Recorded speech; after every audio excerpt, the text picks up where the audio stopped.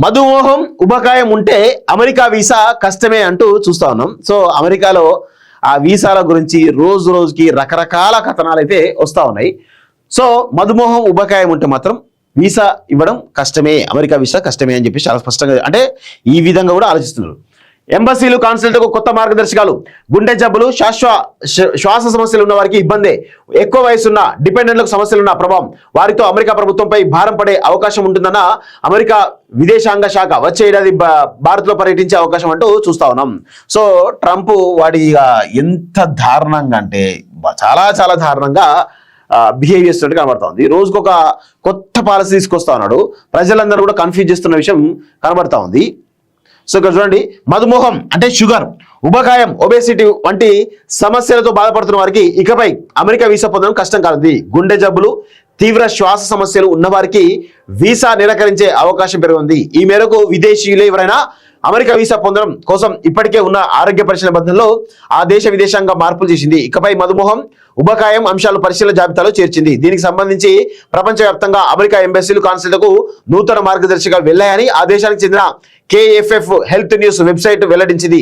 ఇప్పటికే ప్రపంచ ఒబేసిటీ రాజధానిగా మారిన అమెరికాలోకి ఇలాంటి సమస్యలతో బాధపడుతున్న వారు రాకుండా నియంత్రించడం, అక్కడి ప్రభుత్వానికి భారంగా కాకుండా ఉండడమే లక్ష్యంగా ప్రభుత్వం ఈ నిర్ణయం తీసుకున్నట్టు తెలిపింది. ఈ మార్గదర్శకాల ప్రకారం వృద్ధాప్యంలో ప్రయోజనాలు పొందాల్సి వచ్చే పరిస్థితిలో ఉన్న వారికి కూడా వీసా రావడం కష్టమేనని ఇమిగ్రేషన్ నిపుణులు చెబుతున్నారు.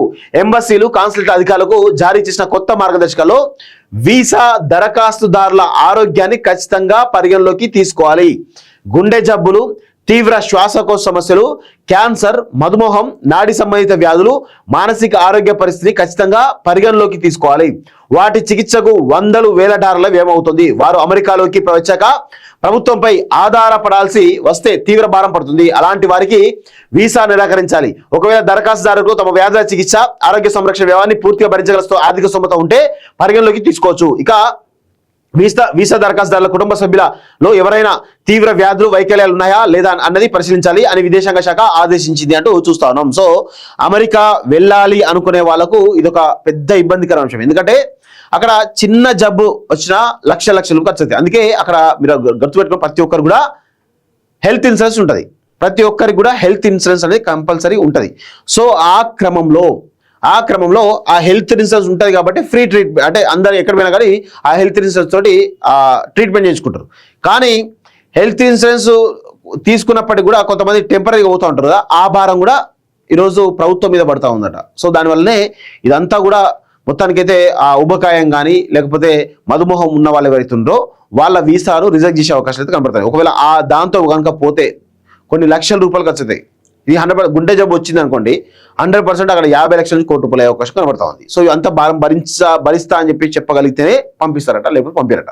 సో జాగ్రత్తగా గమనించండి.